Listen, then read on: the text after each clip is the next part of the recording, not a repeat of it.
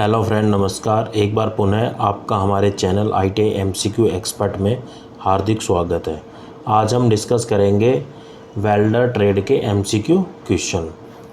जितने भी ITI के जो CBT एग्ज़ाम होते हैं या कोई भी कंपटीशन के एग्ज़ाम होते हैं तो ज़्यादातर क्वेश्चन इन वीडियो से ही पूछे जाएंगे या इन क्वेश्चनों से ही पूछे जाएंगे, तो आप क्वेश्चनों को ध्यान से देखें। तो चलिए आज की वीडियो को हम शुरू करते हैं। What is the purpose of inspection in welding? Welding में निरीक्षण का उद्देश्य क्या होता है? तो मेन इंस्पेक्शन वेल्डिंग के बाद हम इंस्पेक्शन करते हैं कि उस पर्टिकुलर पार्ट की जिसकी हमने वेल्डिंग की है उसके अंदर कोई डिफेक्ट या फॉल्ट तो नहीं है, या उसकी क्वालिटी को चेक करते हैं। तो मेनली जो पर्पज़ होता है इंस्पेक्शन का, to determine the faults and the quality of the weld, कि दोष और गुणवत्ता वेल्ड निर्धारण करना। Correct answer is option A. Next question is, how many stages are there in visual inspection in NDT? NDT stand for non-destructive test. NDT में दृश्य निरीक्षण में कितनी अवस्थाएं होती है? तो मेनली 3 स्टेज या 3 चरण होते हैं in the visual inspection in the NDT method.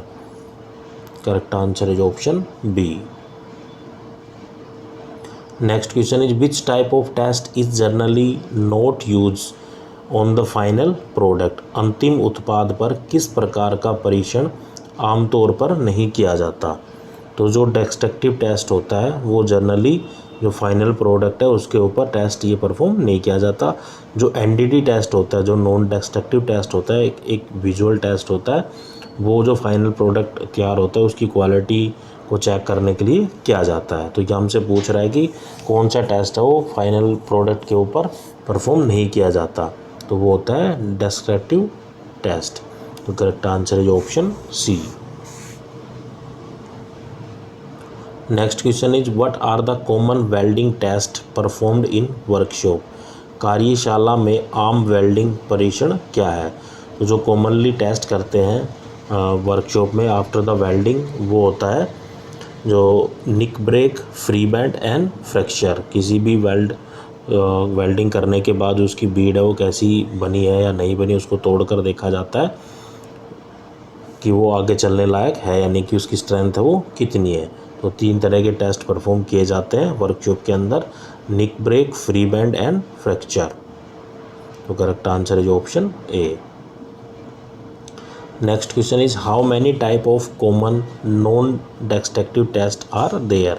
तो जो NDT मेथड होते हैं वो कितने प्रकार के होते हैं? तो वो होते हैं 3 प्रकार के। तो correct answer is option B, there are 3 types of NDT या non destructive test are there. Next question is, what type of test is a visual inspection test? जो विजुअल इंस्पेक्शन टेस्ट है वो किस प्रकार का है? तो मैं पहले ही आपको बता चुका हूँ कि जो NDT टेस्ट होता है या नॉन डिस्ट्रक्टिव टेस्ट जो होता है वो क्या है, एक विजुअल टेस्ट होता है। इसके अंदर क्या है कि जो भी हमने, अगर यहाँ वेल्डिंग की बात कर रहे हैं हम, तो वेल्डिंग के जो भी डिफेक्ट्स है, मतलब आंखों से जो देखे जाते हैं, क्रैकिंग है, इस तरीके से कुछ भी डिफेक्ट हो सकता है, सरफेस डिफेक्ट, तो उनको चेक करने के लिए हम NDT टेस्ट करते हैं। Next question is, what is the NDT method using sound as a source? स्रोत के रूप में ध्वनि का उपयोग करते हुए NDT विधि क्या है? तो इसमें हम स्टेटोस्कोपिक टेस्ट परफॉर्म करते हैं NDT मेथड में using sound as a source. तो करेक्ट आंसर इज ऑप्शन सी।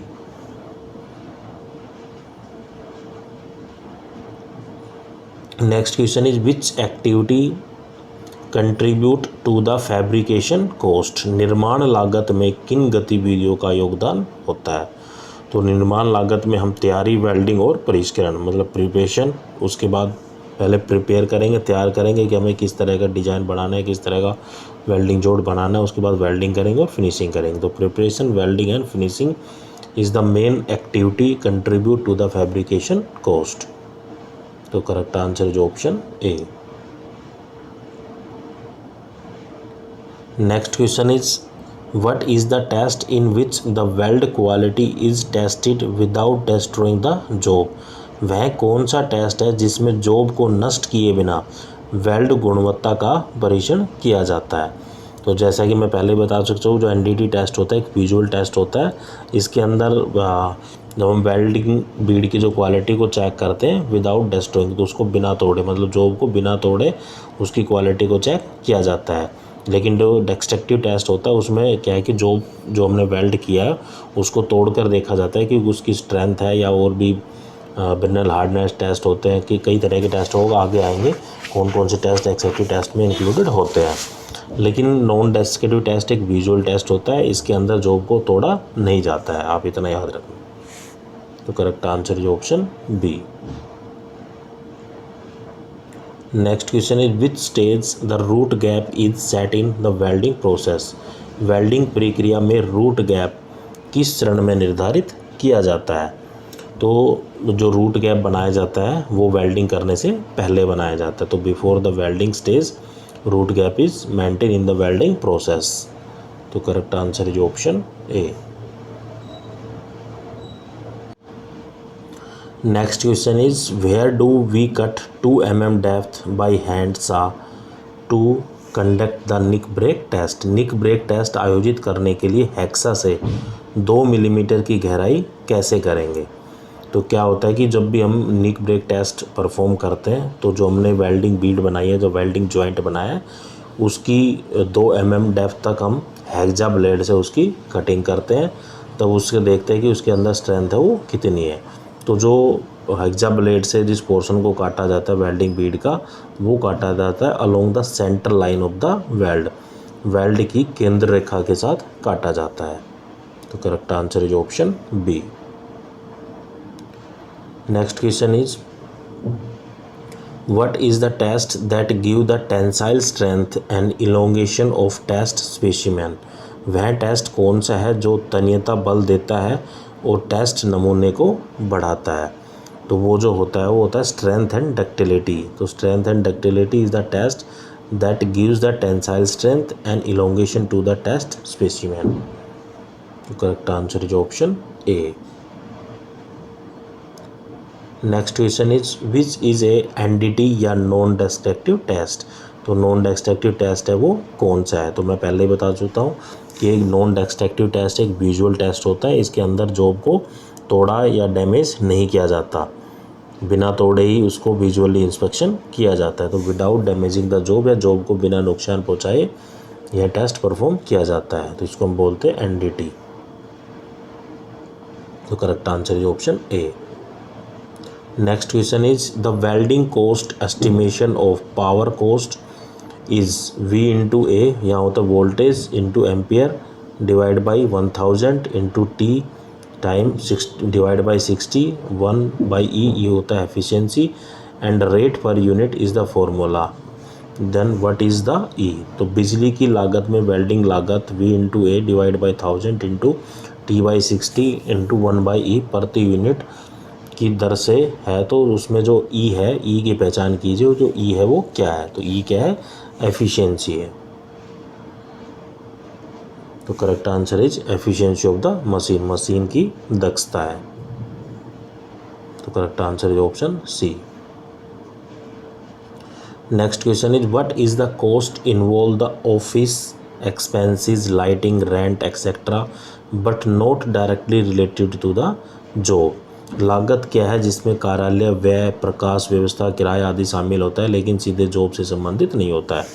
मान लो हमें कोई कंपोनेंट तैयार करना है, तो हम रॉ मटेरियल लेके आएंगे, उसके ऊपर डिफरेंट ऑपरेशन करेंगे और फाइनल प्रोडक्ट बना देंगे। लेकिन उस प्रोडक्ट को बनाने के लिए हमें कोई स्थान चाहिए, तो एक वर्कशॉप होगी, वर्कशॉप के अंदर कोई लाइटिंग भी रहेगी, उसका रेंट भी दिया जाएगा। तो वो कॉस्ट मटेरियल से रिलेटेड तो नहीं है, फाइनल प्रोडक्ट से रिलेटेड तो है नहीं। तो उस तरह की जो कॉस्ट होती है उसको हम बोलते हैं ओवरहेड कॉस्ट, मतलब उसके एक्स्ट्रा जो कॉस्ट लगी है उसको हम बोलते हैं ओवरहेड कॉस्ट। जो एक्स्ट्रा खर्चा आया किसी भी चीज़ को, मान लो कोई भी चीज़ हम बनाना जा रहे हैं, अगर उसमें खर्चा मान लो 5 रुपये आ रहा है, लेकिन जो ट्रांसपोर्टेशन का है, लाइटिंग का है, कुछ एक्स्ट्रा जो खर्च होता है उसको हम बोलते हैं ओवरहेड कॉस्ट।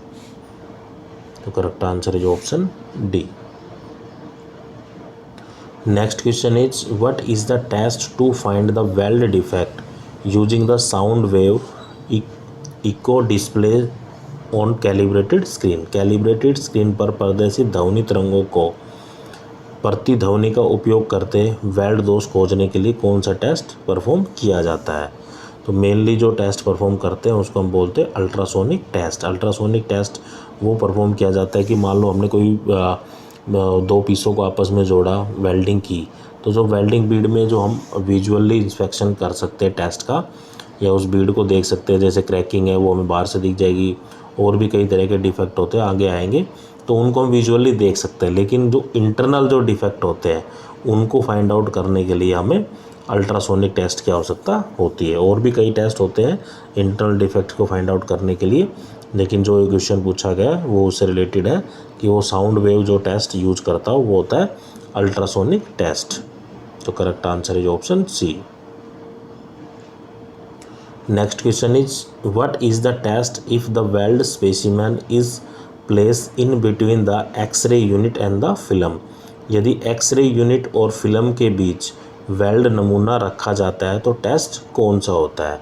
तो वही चीज़ है कि जो ये कह रहा है कि जो एक ऐसा टेस्ट जो वेल्ड स्पेसिमेन किया जाता है उसको रखा जाता है एक्सरे यूनिट और फिल्म के बीच, वो टेस्ट कौन सा होता है। तो वो टेस्ट होता है रेडियोग्राफिक टेस्ट। तो radiographic is a test if the weld specimen is place between the x ray unit and the film. तो मतलब रेडियोग्राफिक टेस्ट में हम एक्सरे का उपयोग करते हैं, जो एक्सरेज होती है उसका भी उपयोग किया जाता है। तो correct answer is option B.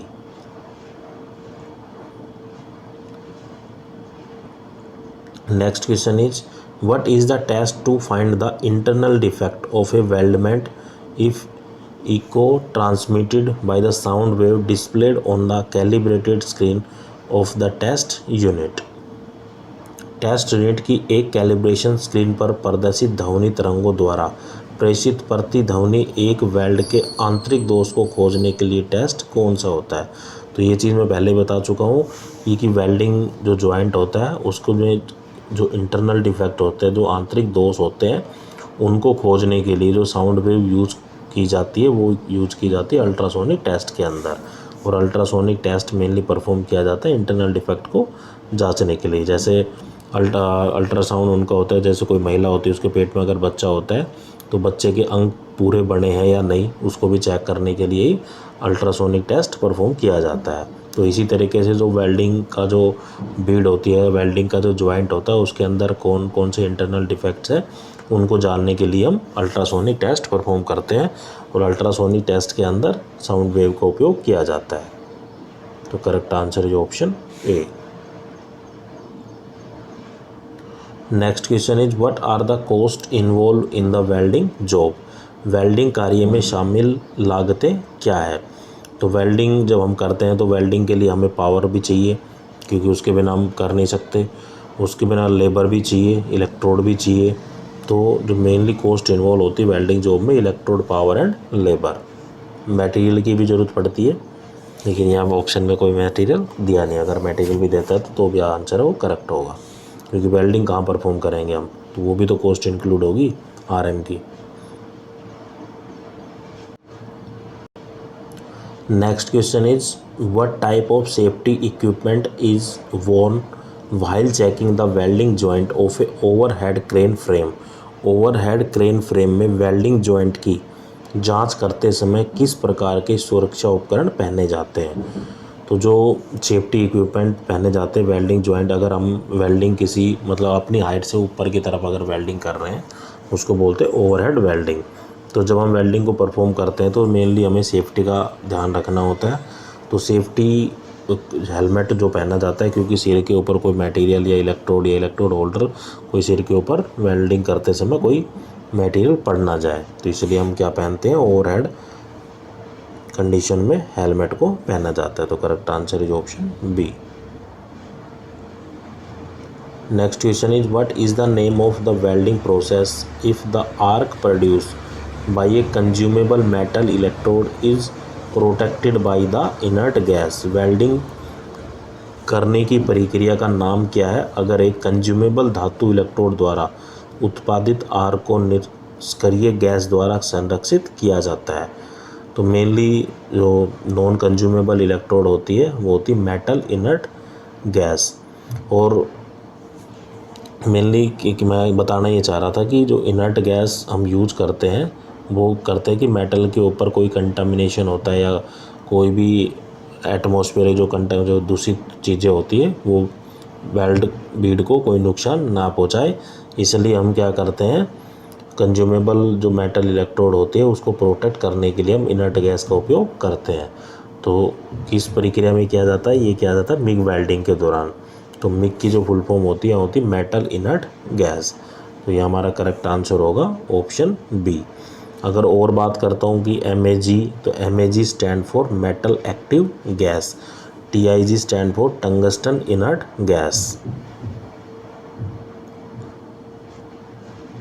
Next question is what is the name of the part marked as X in the GMAW wire feed unit. Gas metal arc welding, GMAW stand for gas metal arc welding. जो wire feed unit X होती है उसमें जो चिन्हित किया गया X भाग, वो X क्या है। तो इस चित्र में X क्या है ये पूछा गया है।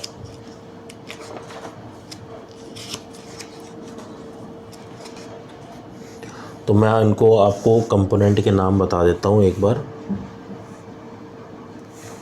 जो ये वाला पोर्शन है इसको हम बोलते हैं वायर रील, और यहाँ से ये जो जा रही है, ये अंदर की तरफ जो जा रही है ऐसे, ये जा रही है वायर।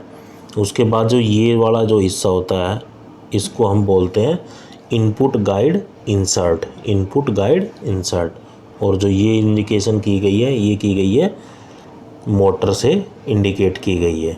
उसके बाद जो ये पोर्शन होता है, ये पोर्शन होता है गियर बॉक्स का। और ये जो ऊपर की तरफ लगे हुए हैं दो हिस्से आपको दिखाई दे रहे हैं, ये होता है प्रेशर एडजस्टिंग स्क्रू, जो प्रेशर को एडजस्ट करने का जो स्क्रू होता है। और ये जो रोलर लगे हुए हैं इनको बोलते हैं वायर फीड रोलर। जो ये पीछे का हिस्सा है इसको बोला जाता है wire feed and power cable, wire feed and power cable. ये जो हिस्सा है इसको हम बोलते हैं आउटपुट गाइड। ये जो अंदर का जो ये जो हिस्सा है इसको बोला जाता है आउटपुट गाइड इंसर्ट। और ये जो X से प्रदर्शित किया गया है इसको हम बोलते हैं आइडल गियर। और ये जो हिस्सा आपको दिख रहा है जो वाइट है इसको हम बोलते हैं सेंटर गाइड, इसको बोला जाता है सेंटर गाइड। ये जो बाहर की तरफ ऐसे बनी हुई है उसको हम बोलते हैं इनपुट गाइड असेंबली। और ये जो अंदर का पोर्शन है ये वाला, इसको बोला जाता है centre guide insert, centre guide insert. तो ये इनका कंपोनेंट के नेम है, आपसे एग्जामिनर कुछ भी पूछ सकता है। तो गैस मेटल आर्क वेल्डिंग का दिया हुआ है कि वायर फीड रोलर है, वायर फीड रोलर अंदर रोलर की हेल्प से अंदर जा रही है, उसके द्वारा हम वेल्डिंग को परफॉर्म करते हैं। तो यहाँ जो X है वो क्या है, आइडल गियर। तो correct answer is option C. Next question is what is the name of the part marked as X in the gas metal arc welding. Gas metal arc welding में जो X के रूप में चिन्हित भाग है उसका नाम क्या है। तो जैसा कि ये चित्र आप देख पा रहे हैं इसमें जो ये पूछा गया है कि जो X पार्ट है वो क्या है। तो X क्या है, एक नोजल है, नोजल के द्वारा ही हमें वेल्डिंग की जाती है। तो correct answer is option C. Next question is how is the thermit mixture ignited. जो थर्मिट मिश्रण है वो कैसे प्रज्वलित किया जाता है। तो थर्मिट मिक्सचर को इग्नाइटेड करते हैं बाय द मैच, जो माचिस होती है उसके द्वारा, या मैग्नीशियम रिबन के द्वारा। तो correct answer is option D. Next question is what is the name of the part marked as X in the submerge arc welding. The submerge arc welding में X के रूप में जो चिन्हित भाग है वो क्या है। तो एक जैसा कि आप देख सकते हो सबमर्ज आर्क वेल्डिंग का एक पूरा सर्किट डायग्राम दिया हुआ है कि किस तरीके से ये वेल्डिंग परफॉर्म की जाती है। इसमें जो X है उसको हम बोलते हैं ऑटो टॉर्च। तो ऑटो टॉर्च के द्वारा ही यहाँ वेल्डिंग परफॉर्म की जाती है। तो correct answer is option B. Next question is which welding method starting of welding done by using the steel wool और आयरन पाउडर। स्टील वूल या आयरन पाउडर का उपयोग करके वेल्डिंग की कौन सी वेल्डिंग विधि शुरू की जाती है? तो जिसमें ऐसी वेल्डिंग विधि जिसके अंदर जब वेल्डिंग को परफॉर्म करते हैं तो स्टील वूल या फिर आयरन पाउडर का उपयोग किया जाता है, तो वो किया जाता है सबमर्ज आर्क वेल्डिंग में, SAW, सबमर्ज आर्क वेल्डिंग के अंदर। Next question is what are the gases mixture for shielding in FCAW? FCAW stand for flux cored arc welding. Flux cored arc welding में शिल्डिंग के लिए जो मिश्रित गैसें होती है वो कौन सी होती है? तो फ्लक्स कोटेड आर्क वेल्डिंग में जो शिल्डिंग के लिए जो गैसें यूज की जाती है वो की जाती है argon and CO2, carbon dioxide. तो correct answer is option B. Next question is how many type of flux cored wire are use in flux coated arc welding? Flux cored arc welding में कितने प्रकार के flux coated तारों का उपयोग किया जाता है? तो mainly the 2 types of flux cored wire are use in flux cored arc welding. तो correct answer is option A. Next question is which type of electrode provide the protective slag in flux cored arc welding? किस प्रकार का electrode flux cored arc welding में सुरक्षात्मक slag प्रदान करता है? तो ये होता है tubular code flux electrode. Tubular code flux electrode mainly provide the protective slag in the flux cored arc welding. Correct answer is option A. Next question is which device is used to protect the face from the ultraviolet and infrared radiation during the welding? Welding के दौरान जो ultraviolet rays और infrared rays से चेहरे की सुरक्षा के लिए किस उपकरण का उपयोग किया जाता है? तो वेल्डिंग के दौरान जो रेज निकलती है अल्ट्रावायलेट और इंफ्रारेड रेडिएशन जो निकलती है उनसे जो हमें बचाता है जो helmet with filtered coloured glass, जो फिल्टर किए गए रंगीन जो ग्लास के साथ हेलमेट। तो correct answer is option D. Next question is which PPE या personal protective equipment is use to protect the hand from the burning injury? हाथ को जलने की चोट से बचाने के लिए किस सुरक्षात्मक उपकरण या PPE का उपयोग किया जाता है? तो जो चमड़े के जो दस्ताने होते हैं या लेदर ग्लव्स होते हैं मेनली जो PPE हम यूज करते हैं तो कि हाथ की बर्निंग ना हो या हाथ ना जले। तो correct answer is option D. Next question is which gas is generated during gas metal arc welding on using CO2 carbon dioxide as a shielding gas? Gas को शिल्डिंग गैस के रूप में उपयोग करने पर गैस मेटल आर्क वेल्डिंग के दौरान कौन सी गैस उत्पन्न होती है? तो जो गैस उत्पन्न होती है वो होती है कार्बन मोनोऑक्साइड। तो कार्बन मोनोऑक्साइड का जो फॉर्मूला होता है वो होता है CO। तो यहाँ करेक्ट आंसर होगा option B. Next question is what type of lens shade is to be fix in helmet while doing the metal inert gas welding? तो मिग वेल्डिंग या मेटल इनर्ट गैस वेल्डिंग करते समय helmet में किस प्रकार के lens छाया तय की जाती है? तो ये की जाती है AS12। तो करेक्ट आंसर ये कोडिंग होती है, इनको मेमोराइज ही करना होता है। Next question is what is the lens shade fitted in a helmet as per the recommendation of the welding code for setting of 150 amperes for MMAW manual metal arc welding? तो manual metal arc welding के लिए 150 ampere की स्थापना के लिए welding code की सिफारिश के अनुसार हेलमेट में लगी लेंस शेड को क्या कहा जाता है या कितने यूज की जाती है? तो MMAW stand for manual metal arc welding. इसके अंदर जो लेंस हम यूज करते हैं हेलमेट के अंदर वो होते हैं AS11। तो correct answer is option B.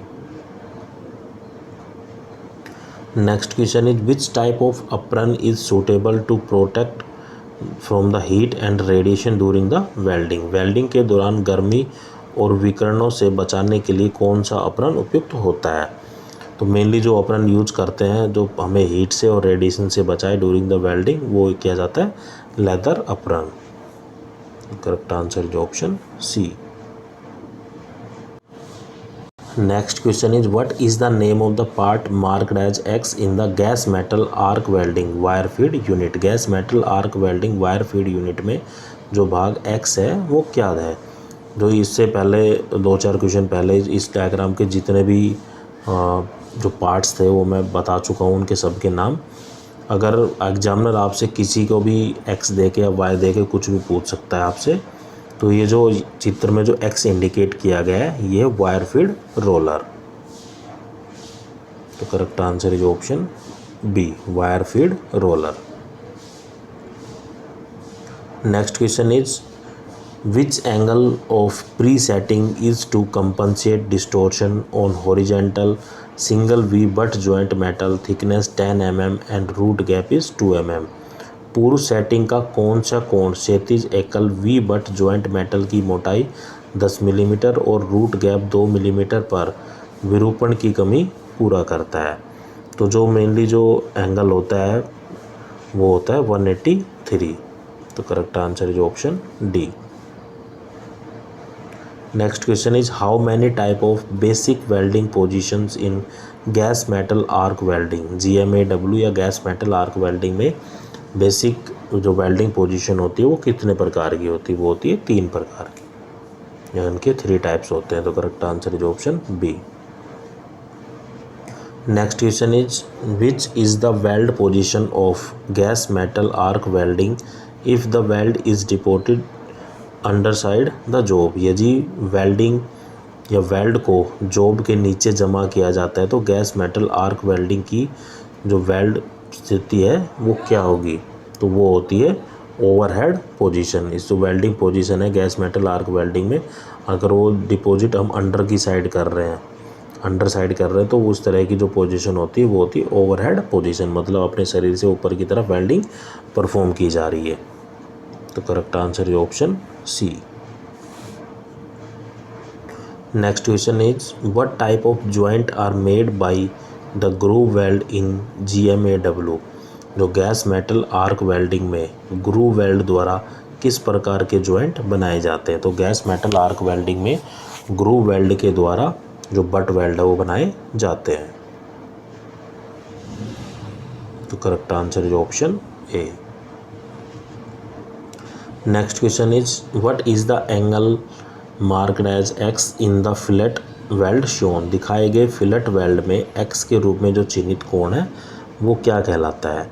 तो जैसा कि आप देख सकते हैं कि एक तरीके से जो टॉर्च है या नोजल है उसके द्वारा वेल्डिंग परफॉर्म की जा रही है। तो वो जानी थी इस डायरेक्शन में लेकिन मूव कर रही है ऐसे, तो वो होता है डायरेक्शन ऑफ द ट्रैवल, उसकी दिशा को बता रहा है। तो यहाँ करेक्ट आंसर होगा हमारा option D, direction of travel. Next question is which shielding gas is use in MiG welding. MiG welding में किस सील्डिंग गैस का उपयोग किया जाता है। तो MiG metal inert gas welding में जो हम सील्डिंग गैस उपयोग करते हैं वो होती है आर्गन। तो correct answer is option A. Next question is which type of weld is develop electroslag welding. किस प्रकार का वेल्ड विकसित होता है इलेक्ट्रोस्लैग वेल्डिंग के लिए। तो जो वेल्ड स्लैग होता है वो होता है submerge arc welding is the type of weld which is developed by the electroslag welding. तो correct answer is option C.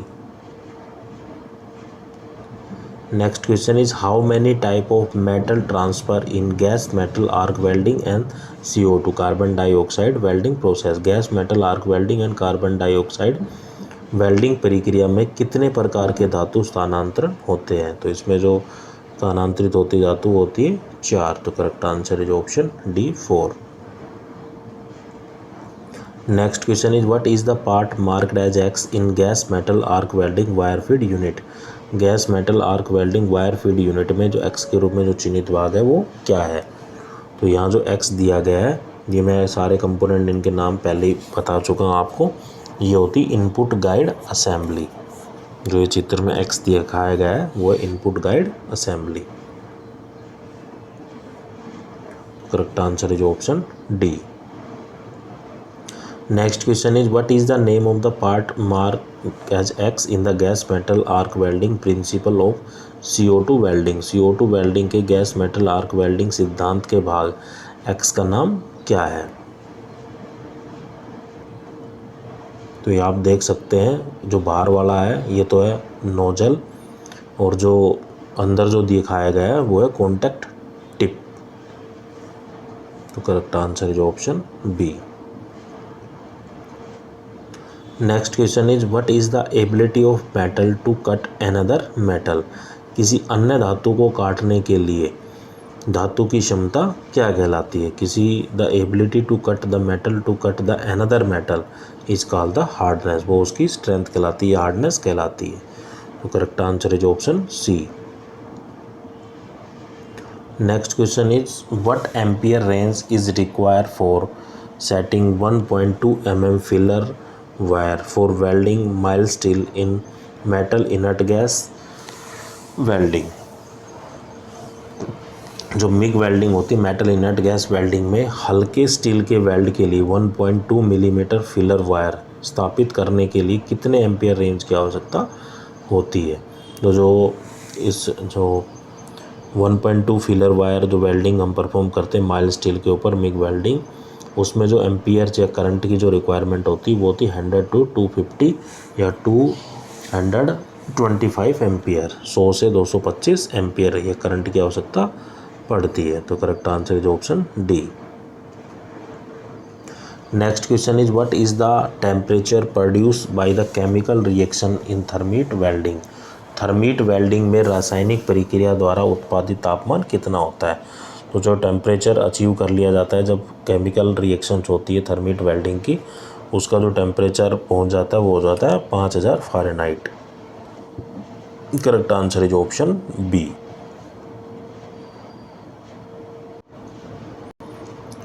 Next question is which type of welding is to be use to make the joint of thick pipe of rail. Rail के मोटे pipe के joint बनाने के लिए किस प्रकार की वेल्डिंग का उपयोग किया जाता है? तो जो प्रेशर थर्मीट वेल्डिंग होती है is mainly use to make the joint of the thick pipe of the rail. तो correct answer is option C. Next question is where is the electron beam generated control and accelerated. Electron beam कहाँ उत्पादित होती है, produce होती है, नियंत्रित होती है और त्वरित होती है? तो वो होती है वैक्यूम चैम्बर के अंदर।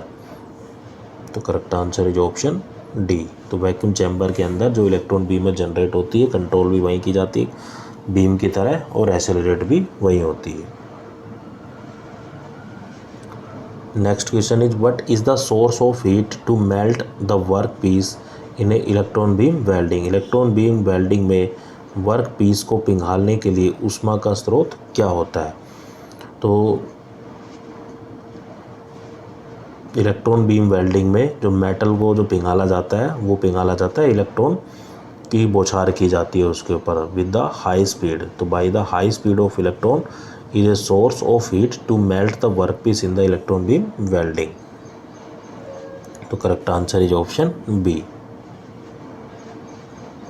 Next question is which welding process granularity flux is feed through the hopper to the welding spot। welding spot पर hopper के माध्यम से कौन सी वेल्डिंग प्रक्रिया दानेदार प्रभाव द्वारा की जाती है? तो ये की जाती है सबमर्ज आर्क वेल्डिंग या शॉ वेल्डिंग। तो correct answer is option D.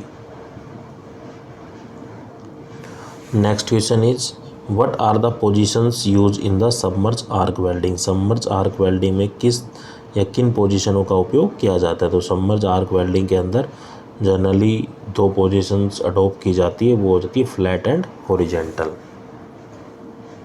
Correct answer is option D.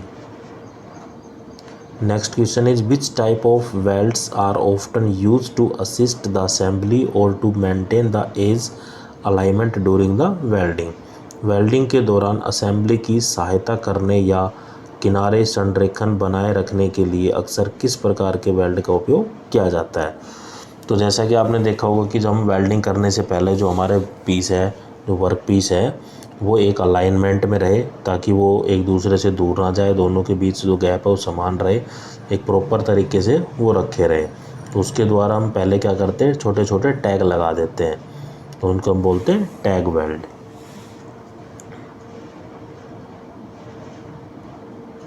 तो ये हमारा करेक्ट आंसर होगा option C. Next question is what is the usual torch angle tilt on either side of vertical in gas metal arc welding. GMAW या gas metal arc welding में vertical के दोनों ओर समान torch का कोण कितना होता है। तो ये रखा जाता है 10 से 20 डिग्री। तो correct answer is option A. Next question is what defect occur to a weld joint if it is provided with insufficient heat input. एक वेल्ड ज्वाइंट में क्या दोष होते हैं अगर यह पर्याप्त हीट इनपुट के साथ प्रदान किया जाता है। अगर कोई डिफेक्ट जो जनरेट होता है वेल्डिंग ज्वाइंट के अंदर, अगर हमें जो इनसफिशिएंट मतलब कोई सफिशिएंट हीट नहीं मिल पा रही, तो उसके अंदर क्या होगा कि लैक ऑफ पेनिट्रेशन होगा, मतलब पेनिट्रेशन की कमी रहेगी, क्योंकि मटेरियल पिघलेगा नहीं, वो अंदर तक जाएगा नहीं, तो इसलिए लैक ऑफ पेनिट्रेशन की कमी रहेगी। Next question is what is the solution if burn back occur due to irregular wire feed in gas metal arc welding process. अगर गैस मेटल आर्क वेल्डिंग प्रक्रिया में अनियमित वायर फीडिंग के कारण burn back होता है तो इसका उपाय क्या है। तो इसका उपाय ये है कि cut the kink wire and replace the spool. Kink तारों को काटे और स्पूल को बदले। तो correct answer is option C. Next question is which metal surfacing method is ideal for the thin layers that can flow to corner and edge of the job। कौन सी धातु surfacing विधि पतली परतों के लिए आदर्श है जो जॉब के कोने और किनारों पर प्रभाव करती है। तो वो होती है ऑक्सी एसिटिलीन वेल्डिंग। तो इस तरीके से ऑक्सी एसिटिलीन वेल्डिंग की जाती है इस कंडीशन में। तो correct answer is option C. Next question is which type of core wire is suitable for welding carbon steel, alloy steel and stainless steel under the flux core arc welding। flux core FCAW या flux core arc welding के तहत carbon steel, मिश्र धातु इस्पात और stainless steel के weld के लिए कौन सा कोर वायर उपयुक्त होता है। वो होता है flux core electrode. Correct answer is option ए। तो साथियों आज के लिए हम इतने ही क्वेश्चन रखते हैं, बाकी नेक्स्ट वीडियो में देखेंगे। आपको मेरा वीडियो कैसा लगा कमेंट करके ज़रूर बताइए, और आप पहली बार मेरे चैनल पे आए तो चैनल को सब्सक्राइब करें। थैंक यू दोस्तों।